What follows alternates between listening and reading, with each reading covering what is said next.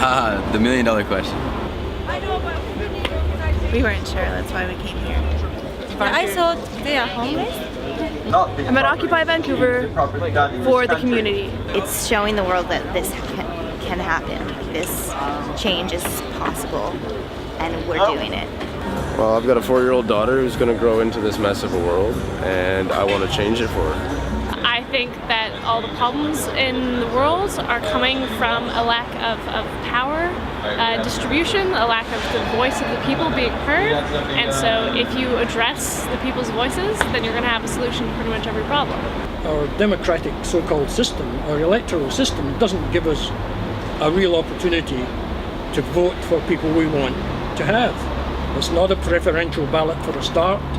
We don't have direct democracy where we have the right to have a citizens-initiated referendum to change any law we want. I mean, the list goes on and on and on. Everyone's here basically to just tell the government what they already know but are refusing to do. I'm here to support the world, and the world's behind me, you know? We're all doing this together, and it's for everybody. To draw attention to the things that isn't necessarily on the news all the time, what the general public thinks, but they don't always talk about. How could I look back in 10 years and be like, oh, you know, I didn't go out on that day. Even if it were to end tomorrow, like, just that little vision of what things could be like, it's awesome. I think that these kind of community events are perhaps indicative of where we are as a people waking up.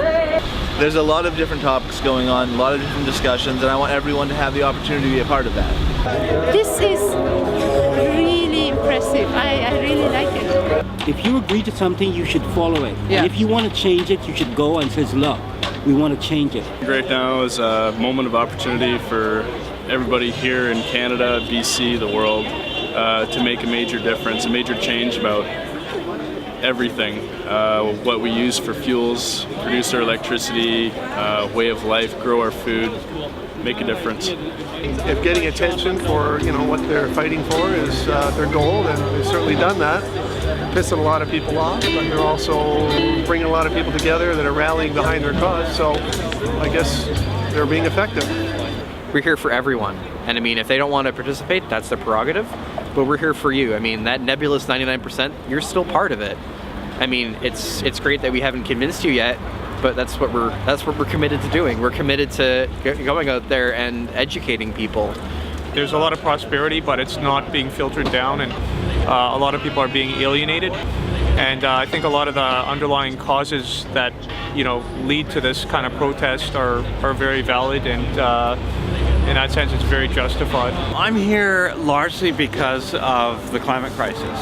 I really feel that in order to deal with the climate crisis, we have to create a more equal society, and that also that the 1%, the concentration of power in the top 1%, is really what's holding back real action on climate change. There's a lot of people who are treated differently because they don't have as much money as other people, which is really unfair, and the government doesn't seem to be helping. To stay here make me feel hope. It's a hope thing for me, and I believe in this movement.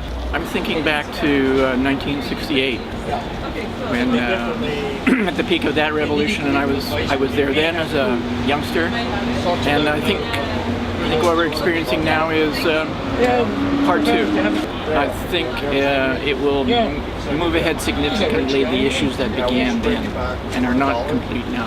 I think that this is the best thing that's happened to Canada in the 50 years I've been here.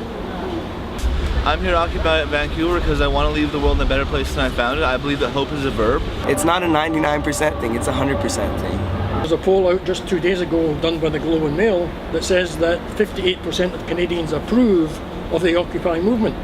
So what the hell are we waiting for? It's going to be very hard to stop. It's growing everywhere right now. We have to grow up. We have to act like adults and not like children who want to die with the most toys.